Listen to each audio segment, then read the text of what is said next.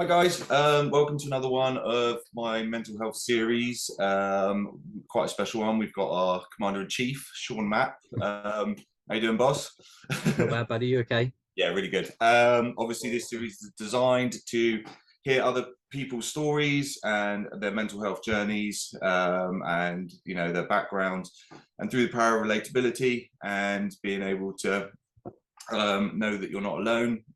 That's what these videos are designed for, and been getting some really good feedback about them. So Shaun was really keen to jump on and talk about his story. So yeah, no, it's really great for you to have you on, Shaun. You're the first leader that's come on, TFT founder. How are you, mate?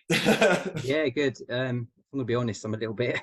I don't ever get anxious or nervous, and I'm feeling a little bit because I feel in the position I'm in, and also with what the great thing that you're doing in here, mate. You and June are doing. I feel that with opportunities like this, no matter how difficult it is for me, I feel that it's if I'm just raw with it all, it's probably best for you guys to see that you guys can be the same and that you'll feel better from it. So going forward, you know how strongly I feel about everyone, TFT being a safe place and everyone being able to open up. Well, I guess this is my opportunity to kind of do that with you guys and kind of be vulnerable in a sense through the process. So yeah, I'll tell you what, I'll kind of I'll start from the like when I was young and then work my way up to pretty much where we are with TFT, I guess. So for some of you that know me personally, so me and Dean, obviously Dean's my brother, he's obviously one of the leaders as well. Our mum and dad split up when I was 5, and through it wasn't until I was older, but I realised that kind of mum had put things in place that I couldn't see my dad. So and then she would come and tell me, Dean was really little at this point, that he wasn't interested anymore. He had moved on and he'd got a new family. And obviously I remember sitting at the window waiting for him to come at weekends. He'd never come, and she knew full well he wasn't going to be there, but she'd say, I'll go and wait for him upstairs. And yeah, and it kind of like I don't have a relationship with her now, so I do speak to her, but I haven't seen her for 6 years. But back in the early 90s, things were very different to how they are now. Like I could go off being little and build like a tree house with a mate and be gone for the day at like 7 years old, and no one would think anything of it. And it's very different now. And I lived in a village, so I used to be gone a lot of the time throughout the day. Dean was still a baby, and unfortunately there was a situation where an older boy, we were playing a game and he took advantage of me, and he ended up actually raping me, and I didn't know at the time what was going on. And then obviously he said, like, don't tell anyone, otherwise I'll stop being your friend. And I kind of just remember it hurting, and didn't really know anything else from that. And then because at that time mum was by herself looking after us, she used to go out a lot, so she used to leave us with random people and babysit and whatever else. And he ended up babysitting us again, and yeah, it happened again when I was about 7 or 8. And once again he said about telling anyone, and I never did. I kind of kept it to myself for years and years. And then it was really weird back in, like, I hadn't spoke about it, hadn't told anyone about it. And then in 2014 I had it. This was before I got back into plumbing. I had quite a bad injury at the work I was at, and I hurt my shin. So they suggested that I go and see a psychologist and kind of speak about that incident. And I'd never seen a psychologist before, and I was only in there probably about an hour. And somehow we got onto it, kind of worked its way through to my childhood, and it kind of I ended up opening up to her about what happened, and she was the first person I've like properly spoke to about it. And I think I found it easier doing that because I didn't know her, and she wasn't attached to me, she wasn't related. I just felt that all I wanted her to do was listen, and that's exactly what she done.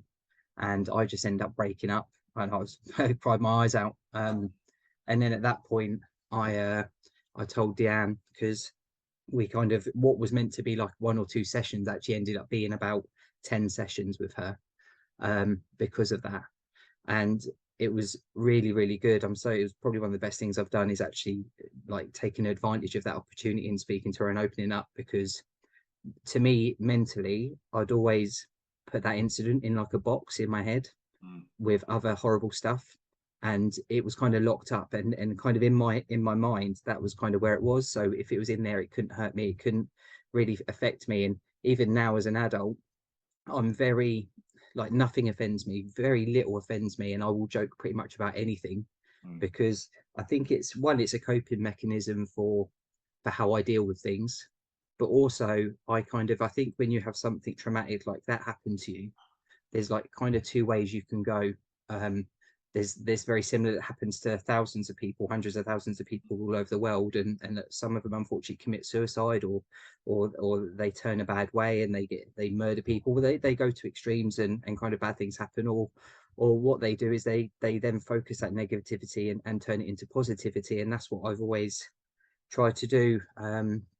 Growing up, I've always been, I think, being a bit of a workaholic, and having a big drive has always been the compensation for kind of my mum struggling when I was little and not having anything. And I never wanted that for my kids. And to the point where, especially with TFT, it's kind of got to the point where Deanne's nearly left me a few times, just simply because of how much I've put into TFT. And I can't help it. It's like, I'll get messages at like 1 o'clock in the morning, and I can't leave it till the morning. I have to respond. I can't. I'm very attached to things once I get into it.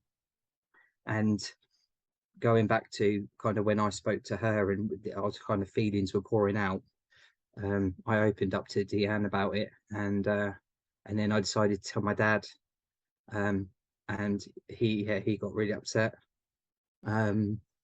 Sorry, I may get emotional. I may be all right. So yeah, he got a little bit upset. So one sec. Take your time, mate.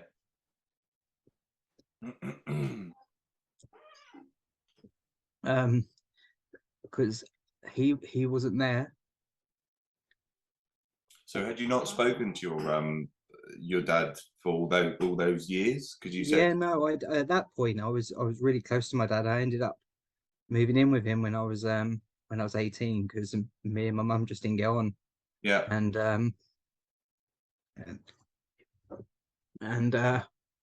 oh yeah, I'm really close to him now. Yeah. And sorry, mate. I'll be all right in a minute. I'll get past this bit. I'll be all right. So yeah, he obviously was very emotional, because I think he felt that he wasn't there for me. So I felt really guilty with that as well. But I felt like a weight had been lifted when I told him. And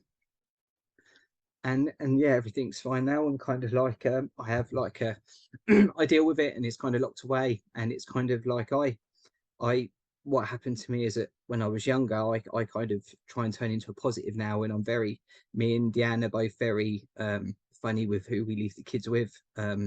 We're trusting, obviously we're very close family, but it's we kind of, yeah, I would never put my kids in the situation that my mum put me in.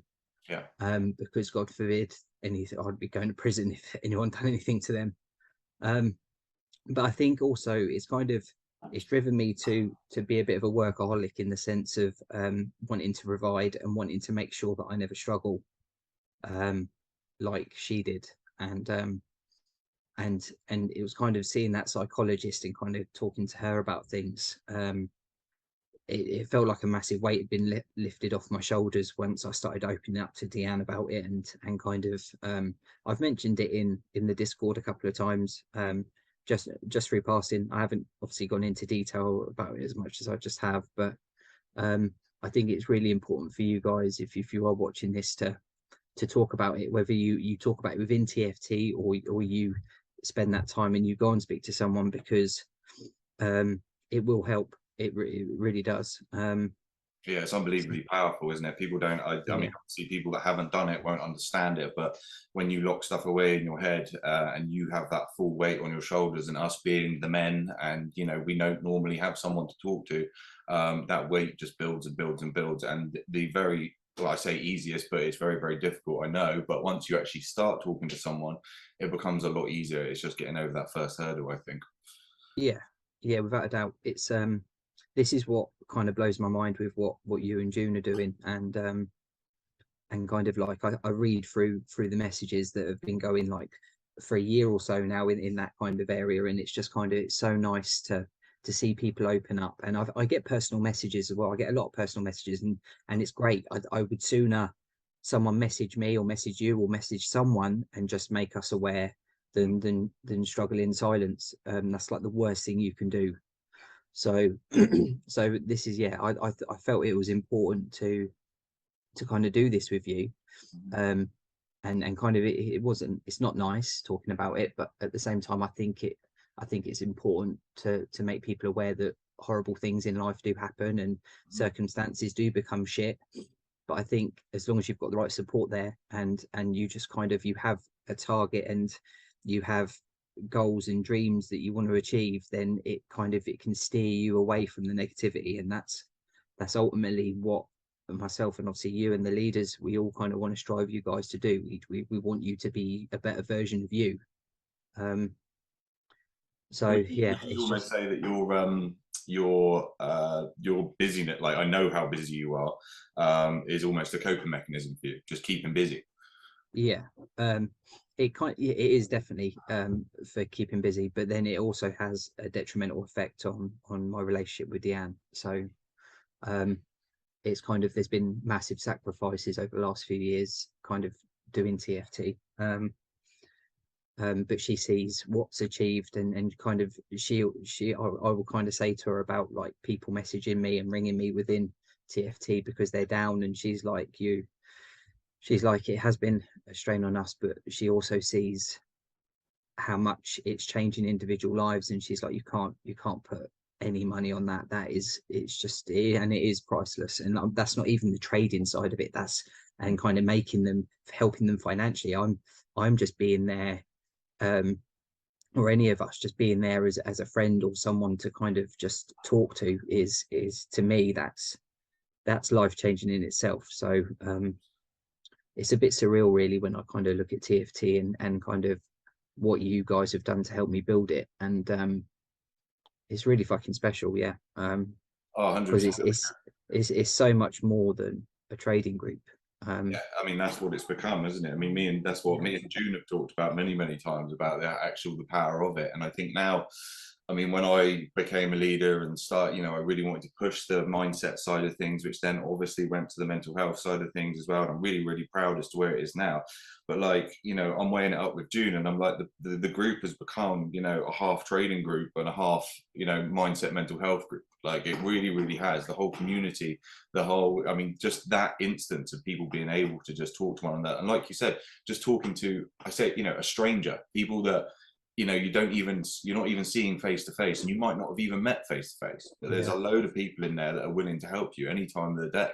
And that's incredibly powerful. Like that is yeah. incredibly powerful in itself.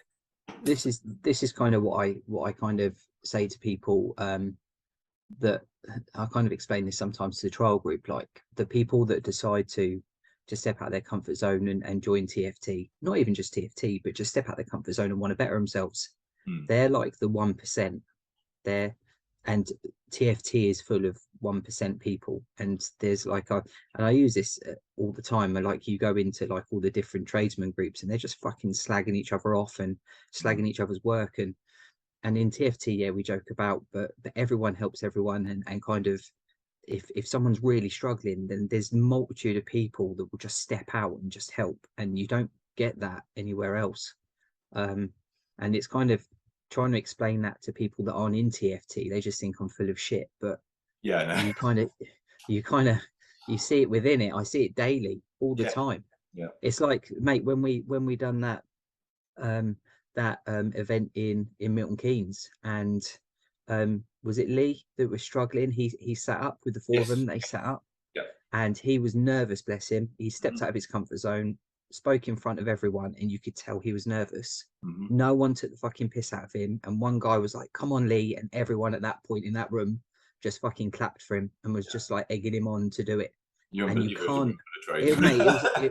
mate. What's that? I said you wouldn't believe it was a room full of tradesmen when you. No, but this is it. It's just like it was just you've just got loads of like-minded people that just want to help, and there wasn't no piss taken or anything like that. You could see it was serious, and everyone wanted him to kind of really come across and kind of do what he wanted to do. And the support, mate, is just yeah, it's just unreal. So I kind of have to pinch myself sometimes on kind of what TFT is.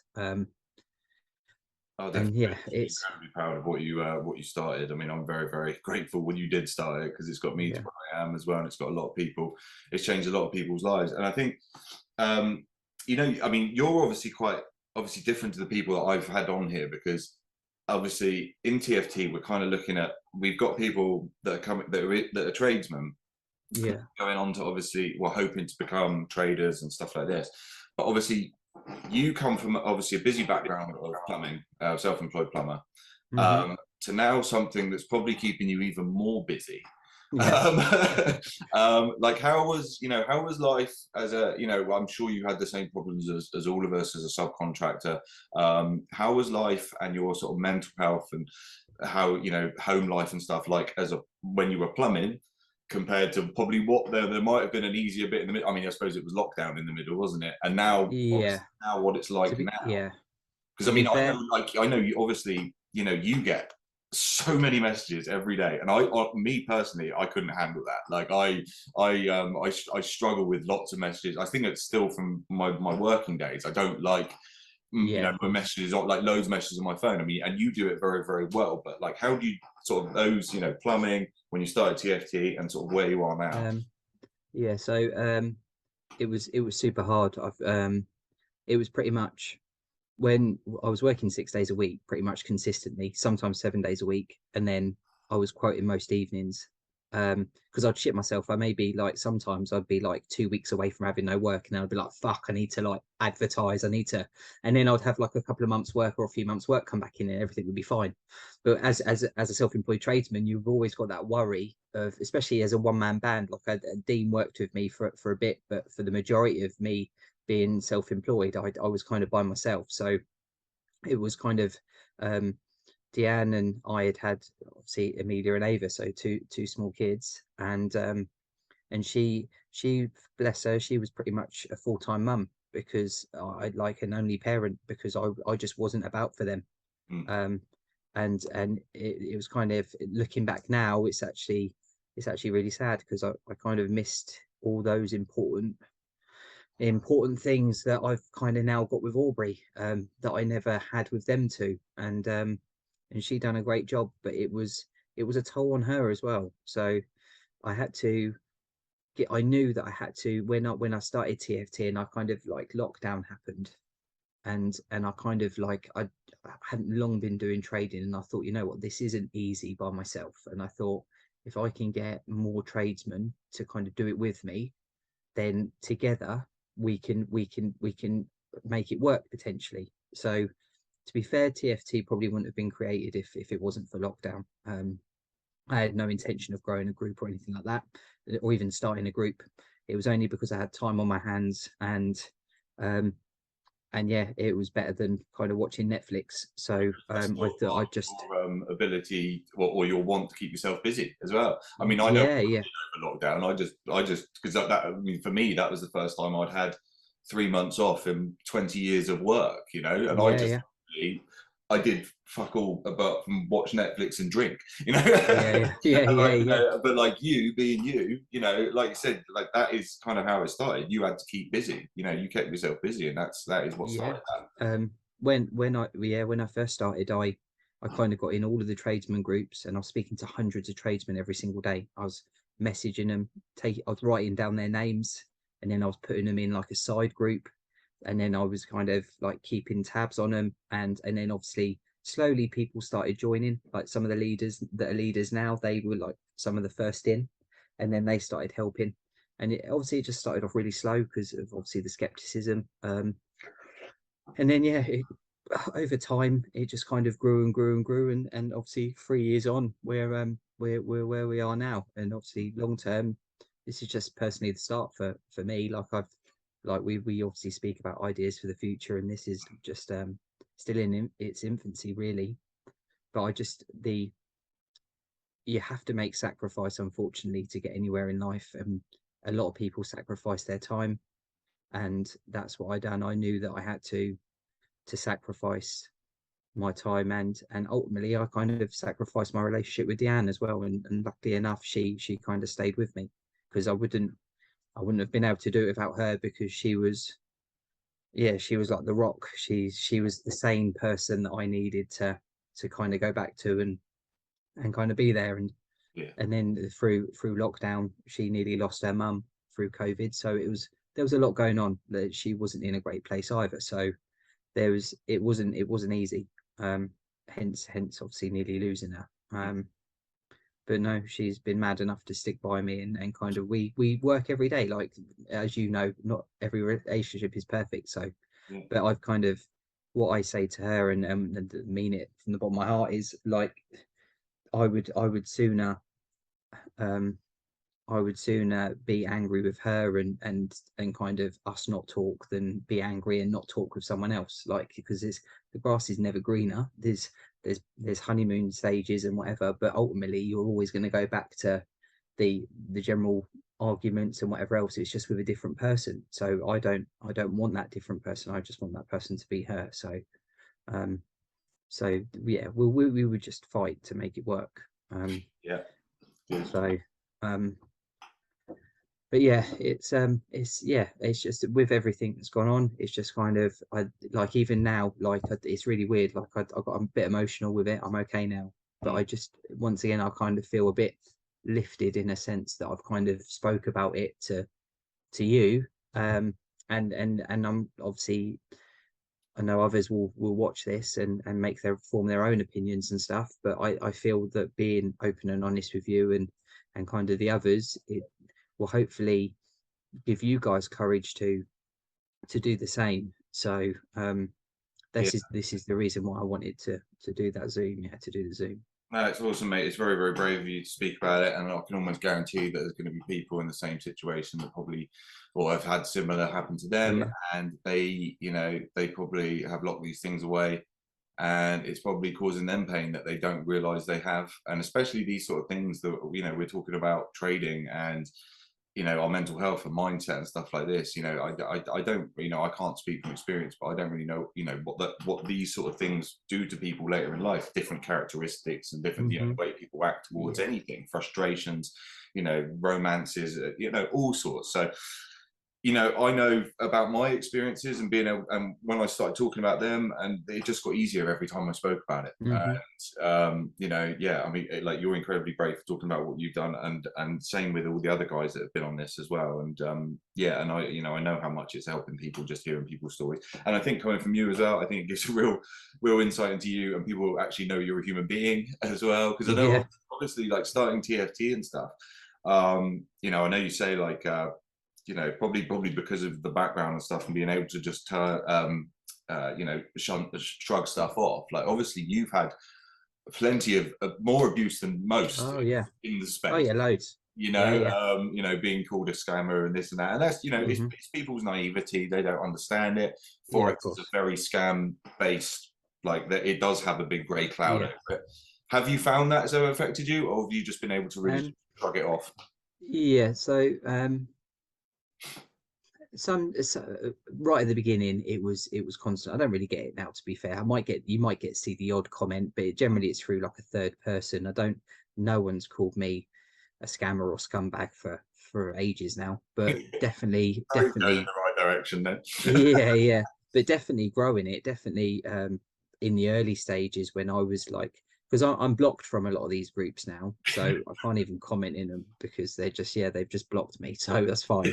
But but even pre the blocking, if I kind of got called a scumbag or scammer, or accused of saying, I kind of, yeah, it's shit to hear, but I kind of, my intentions for TFT have always been nothing but good. So I I didn't struggle to sleep at night because I always knew that I wasn't doing anything wrong. Like it was legit. Like it was just education and we were just learning together. I wasn't handling anyone's money. I wasn't trading for people. Mm, There was the only risk was giving up on it and kind of not learning it really, because that's all we were paying for. Like the risk is you putting money into an account and blowing it yourself. That is the risk. mm. Like so to me, I wasn't it wasn't an issue. It was a bit shit, um, but it was kind of also expected. But then because I was a tradesman, I kind of then was like, well, I'm fucking one of you guys. Why would I want to do that? Like, not that I want to scam anyone anyway, but why would I want to fucking scam fellow tradesmen? Like, we all fucking stick together. Do you know what I mean? So it's like, to me, it well, like you said, mate, it's a lot of people, it's the majority of people's naivety towards stuff, and they think that they have to work fucking 10-hour days, 5 days a week for them to survive. And it's just kind of changing people's perceptions and mindset on that, really. And just kind of, yeah, and the people that want to learn will, and the people that don't will just carry on working until they retire, I guess. So Yeah, that's the thing, isn't it? And that's what we talk about, obviously, the 1%, and the 1% yeah, starts with making that decision to actually change something. I mean, that's a huge decision in people's lives, yeah, especially when, God knows what people are going through. And, I see it does make me sort of laugh that people sort of make these comments about, I think we did that poll recently, and we're talking about, and people just sort of saying, like, well, I don't want to give my money to anything that I don't know what it is about. And it's like, well, you've done this many times in life. You've of done. course. I think I saw a reply of yours saying, when you do your gas ticket, you don't know what it's going You to. don't know how to Yeah, you don't do know that. what You don't know you're how to do doing. your ACS. Yeah, so you Um, pay to learn. Yeah, yeah, and it's amazing that people, yeah, and I mean, and there's so much, obviously people perceive it in such wrong ways and stuff. They just, these people that think they just get, like, how much do I need to invest is a classic one as well, isn't it? mm, yeah, Yeah, there's some brilliant ones in there. But like you said, if people really are willing, I'm sure a lot of people are very curious. I think the TFW's done incredibly amazing since we've gone solo in September. yeah, Um, definitely. all credit to you, mate, for starting in the first place. And yeah, no, I'm really, Well, really. it wouldn't be nowhere near as good as it is without you guys helping. So there's no way I could have done this by myself. So Yeah, God Christ, I mean, you're a busy man anyway. yeah, it's a lot. So it's yeah, it's more credit to you guys, to be fair. It's kind of, yeah, it's the ball's rolling now, and it's just a case Yeah, of keeping on top of it, I guess. yeah, it is. Cool. We'll wrap it up there. But if there's Cool. anything, I mean, what would you? Again, I know you've kind of already said it, but what would you say to people that have been through similar things to you? Hearing, people that are hearing your story and it's resonating with them. What Um, advice would you give to them? I would say, probably, if you're not comfortable speaking to anyone in TFT, then definitely either speak to yourself or June just for advice. You don't even need to go into detail about what happened, but definitely either yourself or June can have got the experience to point you guys in the right direction for professional help if you feel that's what you need. But kind of storing stuff away and not dealing with it can make things worse. So just, it's even if you have one session, and just see how you get on. You might find that that one session has relieved you enough that you can actually carry on your day to day, and that's you done. You feel finished. But ultimately, if you are kind of really struggling, it doesn't have to be anything like similar to what I've gone through. It can be, and don't feel that what you're going through is insignificant or petty or whatever, because there's no, if it's kind of hard to explain, but it things things kind of affect people differently. So something that might not necessarily affect me badly could be really fucking serious to someone else. So very similar to trading. It's when a lot of people won't introduce friends or family to trading because they're maybe not doing too well at it, but it's down to the individual. I could invite a mate in and he could fucking smash it and surpass me in skill and mindset because he's not me. So it's very similar with what you guys are going through on the mental side. Like, it don't, just because you've listened to my story and other members' story, don't feel that if, oh, my story is not as bad as Shaun's, I'm just going to leave mine and not deal with it, because because it's not as serious. It doesn't work like that. You kind of everyone's got their own levels, and it's kind of you need to do for you what's right for you. So that's probably what I would say is the best advice I can give. I think, yeah, it's all relevant relevant to the person, isn't it? It's all you know, one person's problem could be not as bad to another person's problem, but realistically, if it is something that you think is affecting you, then it's affecting you. That's the Of course.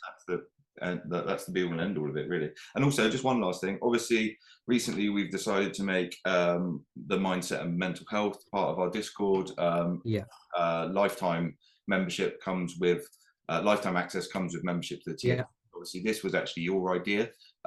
Just go over. Well, it was actually June's actually. Oh, was it? Yeah, me and June were talking, and she actually suggested it because she's had a couple of people come to her about how important that area is for them, and totally, like, especially with the current climate, not everyone can afford to be in TFT every month. So I wouldn't, if they're really relying on that section, and this is exactly what June said, if they're relying heavily on that section, and then we kind of remove them because they're showing as not paid, we're potentially taking away a lifeline, and that to me and to June and obviously you guys is just too important. So it doesn't affect us whatsoever, people staying in that mindset mental health section, and there's nothing but good that can come from that. So yeah, I'm more than happy for people to have lifetime access to that. Yeah, no, I think it's a credit to you and a credit to the group. I think it's a great idea as well. Cool, mate. I really, really appreciate it. I'll wrap it up there.